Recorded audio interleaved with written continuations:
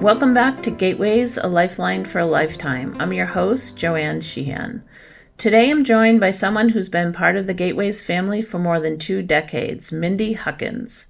Mindy began as a college intern back in 2000 and has since grown into her current role as Senior Director of Participant-Directed and Managed Services. In addition to overseeing programs that empower individuals and families to direct their own care, she also leads our Elder Services program, which is what we're here to talk about today. For any new listeners, Gateways Community Services is a nonprofit organization that has served the greater Nashua area for over 40 years. We support more than 28 individuals with developmental disabilities, children with developmental delays, and autism, and aging adults. Today's episode is focused on Gateways Elder Services. We'll explore 2 standout programs, Choices for Independence, and one of my personal favorites, the Gateways Adult Day Center. Stick with us as we talk about what these programs offer, how they support our aging community, and maybe share a few meaningful stories along the way. So let's start with Choices for Independence. Mindy, can you walk us through what the CFI program is all about? Sure. The CFI waiver is Choices for Independence. It's a Medicaid waiver, meaning we work with the Center for Medicaid and Medicare Services to carve out services for New Hampshire Medicaid participants to receive services that allow them to stay in their community or their home. And what types of services are offered under CFI? Yeah, so the Choices for Independence waiver, every person on it receives case management, which means you have your one designated person who's learning about you, what you want in your life, what you need in your life, and helping you to coordinate services. The types of services that are available are all person-centered, so each person can choose one of the services or all of the services. And there are services, the most widely used are really personal care services, so services with a person coming in to care for your needs, your hygiene needs, your personal needs, those types of needs. They also have home health aides, which can help take care of your home as well, like housekeeping, laundry, like meals, those types of things. It can give you access to Lifeline. Many of these individuals live on their own in the community, so Lifeline is an emergency response system. If you should fall, it could indicate to a family member or actual emergency services to respond. But they also have a number of other services like medication administration devices that will alarm you and let you know, like, hey, time for your 8 o'clock medication. We have PERS, which are personal emergency response services, so those are different things that can keep a person safe in their home. We can do environmental modifications, something you might need to access your home safely. We can work with you to get delivered meals. A lot of our folks have difficulty making their own meals, and there's different agencies you can sign up with to have home delivered meals. And also skilled nursing. So sometimes people need personal care, but they also need a much higher level of care, which would be skilled nursing, and a licensed nurse could come to the home to provide skilled nursing. So what is the age range like for eligibility? Yeah, so Choices for Independence waiver is actually open to folks as young as 18. So a lot of people consider it an aging waiver, which it's true. It does serve people that are aging, but it can also serve people as young as 18. And you have to be eligible for New Hampshire Medicaid. The eligibility process is determined by our Offices of Aging and Disability Resource Centers, formerly known as ServiceLink, but over the last year they changed their name to be more in line to the population that they're serving. So we are a Choices for Independence case management entity, but we do not determine eligibility. So they go to these resource centers, they will do the eligibility. If you don't have New Hampshire Medicaid, they'll help you apply. If you do have New Hampshire Medicaid, then they're going to assign what's called a nurse through a vendor partner who will come out and do a medical evaluation assessment, sometimes referred to as an MEA. And if you have needs on that MEA, then you qualify for the program. Once you qualify under the MEA, the case management entities are assigned on a rotation basis, but you also have the ability to select a case management entity. So they just take turns assigning them for whichever case management entity serves that region, or you can request to work directly with Gateways, for example. So once you have case management, usually within 14 days, we have a care plan up and rolling and getting your services going. So it's a pretty quick process. And all of the services are offered through vendored service, so agencies out in the community who are enrolled as New Hampshire providers to provide this service, who have a lot of expertise. And this program also offers a participant-directed model where you could hire people you know or a family member to provide those services for you too. Okay, so do we provide case management for our region, our catchment region, or... We do, but the Choices for Independence waiver for gateways, we provide case management statewide. So we're in all of the counties in New Hampshire, which is different than some of our other services at gateways that were more regionally based. We do serve our catchment area, but in addition to that, we're serving all of the counties in New Hampshire. So we have case managers that are on site, and we have case managers that are considered remote because they live in the communities they serve. Okay. That way they're really connected to those networks, those resources in the community, and know that area of the state so that they can be the best case manager we can possibly provide. What typically what ages do you usually see? Do you usually see like younger folks or mostly older? Or is it like a mix? It's definitely a mix. I would say that in general, people turn to the waiver when they are aging, but I'd love to share with you 2 opportunities where you may want to engage in a different way. So for example, individuals who are 18 years old and still in school, they don't have access to other Medicaid waivers like the developmental disability waiver or the acquired brain disorder waiver while they're still in school. However, they can be in school and receive this waiver. So it might make sense for somebody with a high medical care need to engage in this waiver from 18 years old until whenever they exit to school, and then make a decision at that point if this waiver still meets their needs or if they want to switch over to the developmental disability waiver. So that's a partnership that can work very successfully. It really just depends what a person needs. What I love about Gateways is we're so diverse that when we work with folks that are 18 to 22, we have lots of opportunities to talk to them about. So that's one opportunity. And then also those folks who qualify for the acquired brain disorder waiver, sometimes they only qualify for case management. They don't meet level of care for the waiver on our waiver, but you could qualify for case management on the acquired brain disorder waiver and receive CFI instead, where they can get that service. So it's a nice partnership. Acquired brain disorders happen after the age of 22. So it's a nice way to mix and match services. I have been working with a lot of folks in traditional service coordination that are starting to age and don't want to be out in the community at community participation services, 40 hours a week, and they're starting to age. It might make sense in those cases to consider, is Choices for Independence waiver a better waiver because it is more medically based, it is more personal care. It can take you out to the community, but it's at a much less level than our other community waivers. So it's always something to consider. And I love that we can say to people, does this still make sense? Where do you see yourself pivoting? Let's talk about the pros and cons of both of these services. So in a sense, this model could support or does support quality of life, and it could reduce long-term care costs. I mean, it keeps people in their homes. Absolutely. That homes. is the point of this waiver, is to let people age at home and to be active participants of the community in the way that they see fit. So many of the folks on these waivers have this service maybe all of their life. They age and they pass at home, and that's their wish. And other folks will use this waiver for a period of time until they do need a much higher level and might transition into long-term care. This waiver will assist those folks to transfer into long-term care. But for many of our folks, this keeps them at home in their community much longer than if these services weren't there. They would have to go into long-term care. And that might be too high of a level of care, and it also might not be an environment that matches their wishes for their own life. So how do people find out about Choices for Independence program? And what, I mean, I guess a lot of people don't know about this program is an option aside from going into long-term care. Absolutely. We do a lot of education and work. As I mentioned, the Office of Aging and Disability Resource really is our hub in this community and the designee for the state to help individuals in the community. But if you're not used to receiving community services, no one even knows what that is, or that's not something you're just going to Google. Right. So we work a lot with physicians' offices, geriatric specialties. We make a lot of connections in the community, and that's why Gateways is so successful, is that because we are such an active member of the community, we have our hands in lots of places.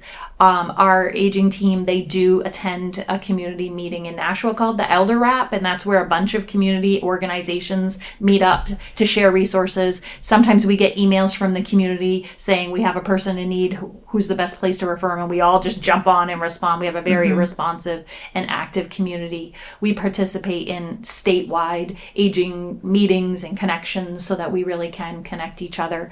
I would say a lot of people I meet with think that they're not going to be eligible for New Hampshire Medicaid because there are resource limits. What I will say is not this January, but last January, the New Hampshire Medicaid made some very significant changes, which has really allowed more people to be eligible for this waiver. It has a disregard in resources of $7,500, meaning you can have $7,500 in the bank and still qualify for this program. Okay. Historically, it was $2,000. Oh, wow. You can also, if you're a spouse and you have a property in your name, you can pass it to your spouse without penalty.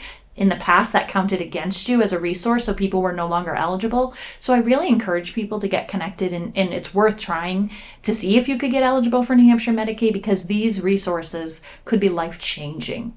And not just for that, but they also cover your medications and doctor's appointments and other things. Yeah.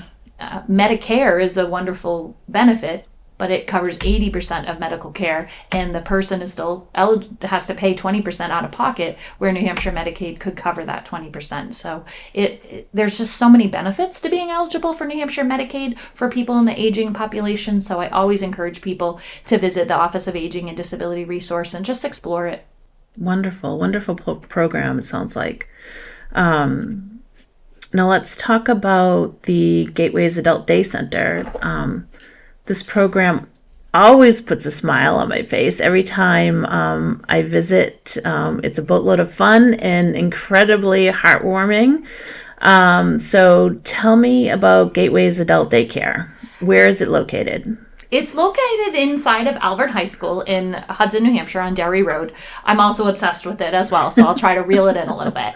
I was just there this morning, and I'll tell you, just seeing these participants' faces, it just brings me so much joy.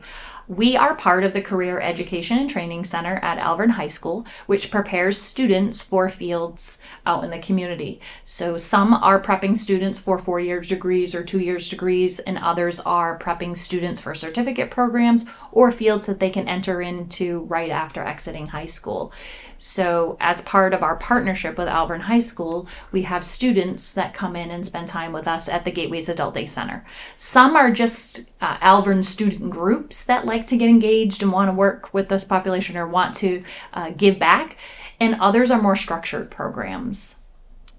One of the programs we're working with is our Care and Support program, which Gateways created a number of years ago to work on recruiting and training young workforce into the field of direct support professional.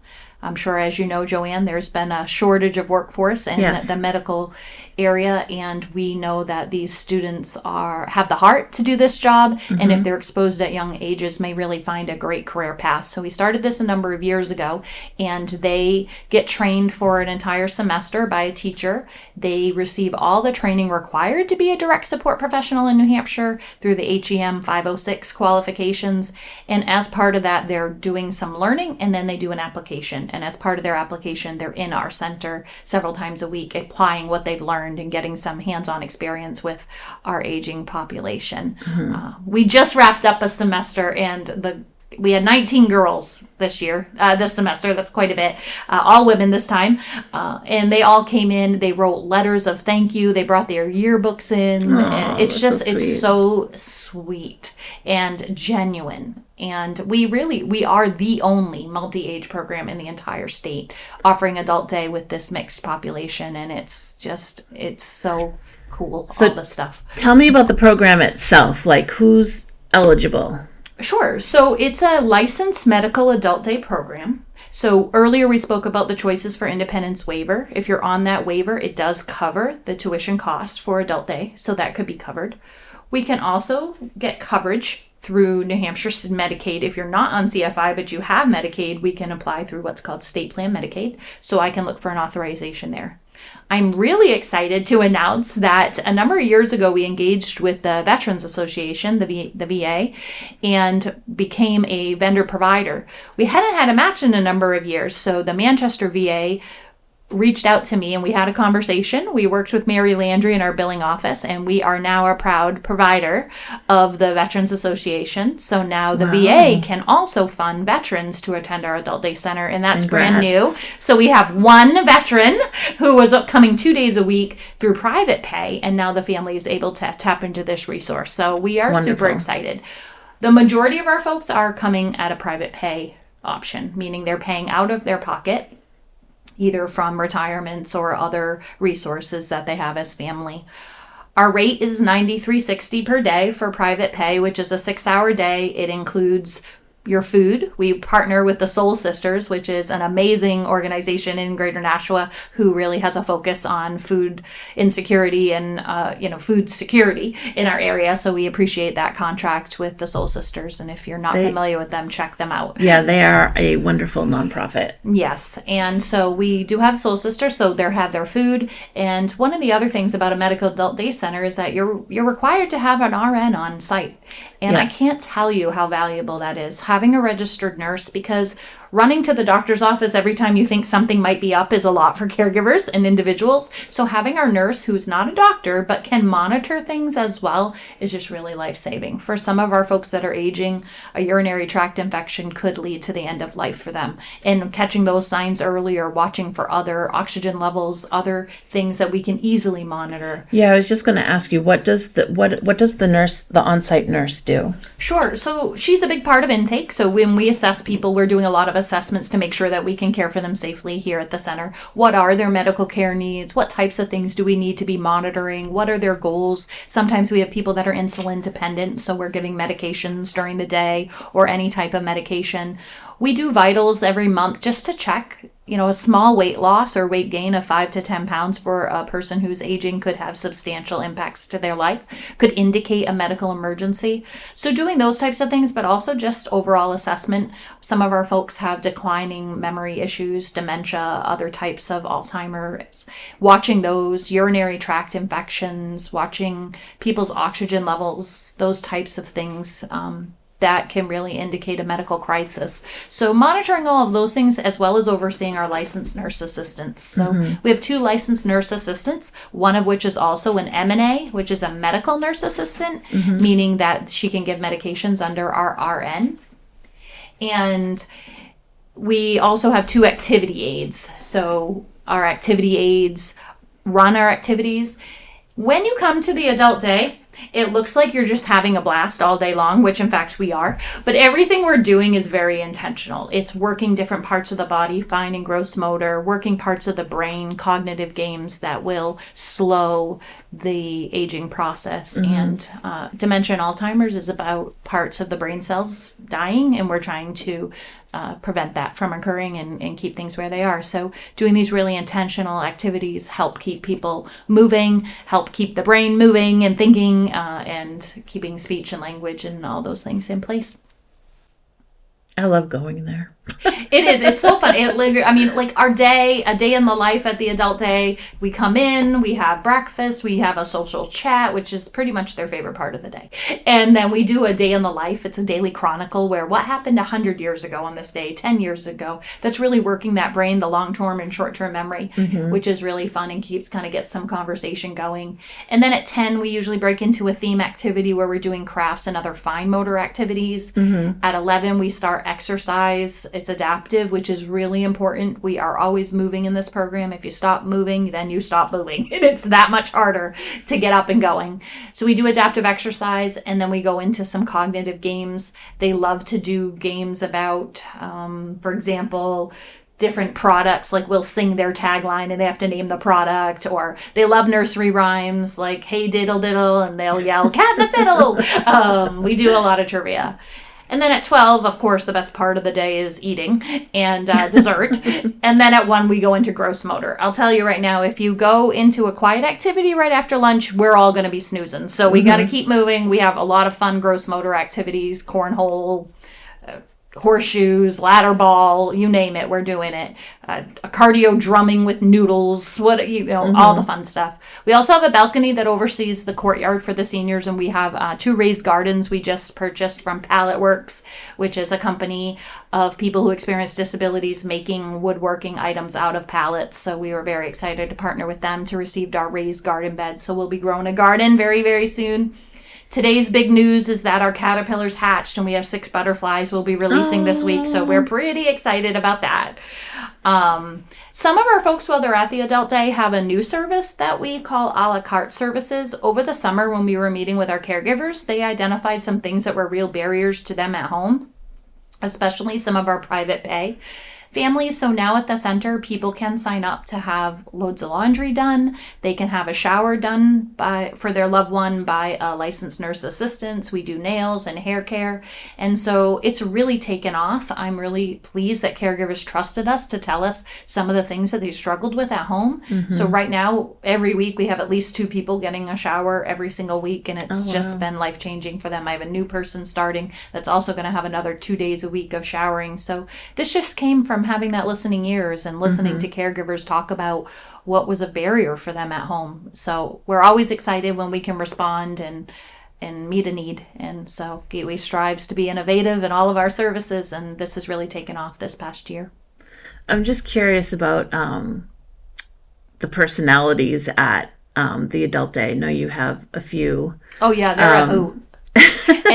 You'll be in stitches all day over there laughing. It's so much fun. I have a group of ladies I call the Golden Girls. They are like just a gaggle of women, and all they do all day long is harass each other and laugh and poke and prod each other. 2 of the ladies have a little competition, and if they catch each other sleeping, they poke each other, and then they have like a competition of who's getting the least pokes a day.